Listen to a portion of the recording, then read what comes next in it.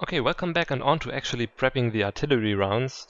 After we set up the gun and calculated the fire mission, I have these 4 boxes here. They all look alike, but they all contain different kinds of artillery rounds. And for you to know, you actually would have to walk up to them and select them.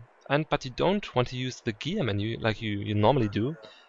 But this shows you this is the M1HE artillery round. But instead you're gonna use your ACE interaction key. I don't know which one it is by default, either the right Windows or the application key. And it shows this menu. You can either drag the box or you can prep your arty round. And it's gonna open this menu here. If you remember from the computing of the firing mission, we selected charge 6.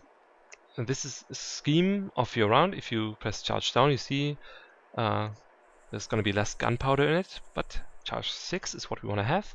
And point detonate, because this is what we calculated for. You can also set the other types, proximity, time, and delay. If you set time, it's going to be a fuse time field you can put in information into, but we're going to use point detonate, charge 6, and we got 10 available rounds. If you press prep round now, you're going to lose one of these available rounds, and it's going to place one directly behind you. And that's what I'm going to do now. So, prep round. It says preparing shell. And after it's ready, you're gonna close this menu, and behind you, you have the round. So, as a loader, you would then walk up to the round, hit the ACE interaction key again, and say pick up shell. And now you have this shell oddly attached to your crotch, and walk up to the gun, where a gunner should be sitting in. You hit the interaction key again, and say load gun. You're gonna lose the round. You hear the sound, it's loaded up into the gun. And now the gunner can actually, after we calculated it, align the gun and loaded the shell, get into the gun and fire it. But you want to make sure that you actually have the earplugs in your ears, because this thing is loud as hell. It will mess up your hearing in-game. So I'm going to put in the earplugs, get into the gun. You might want to look through the sighting unit again to verify that I'm actually level with the elevation. I am.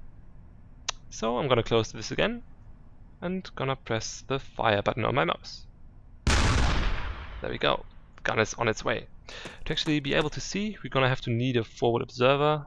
We don't have one right now.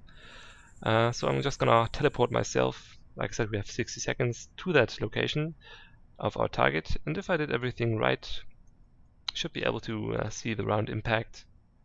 So I'm just gonna teleport up there. Might be in a safe distance. And let me see. Okay.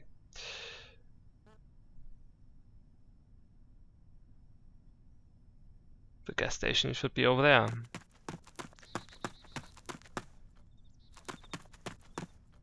And at any time now, the round should come down and hopefully hit what we aim for. Depending on where we hit, we're gonna have to adjust fire. And that's the job of the forward observer. But there we go. I'd say that's pretty damn close to what we wanted to hit. Let me just go there, verify the map, because I cannot really see the gas station. Oh, that's the one. So we're probably 50 meters short, but well, for the first round, pretty damn good. You're gonna have to expect 20 meters difference each round, because that's the standard deviation or accuracy your gun is gonna have. But now we would call in the fire mission or the operator, commander of the gun, tell him he's 50 meters short, so he's gonna add 50, gonna fire again with a different elevation on the gun, and then probably gonna hit the gas station. But this is how you would operate and then coordinate your gun. So forward observer, guy in the computer, and then the actual operators of the gun communicate with each other, and then you should be able to hit the target you're aiming for.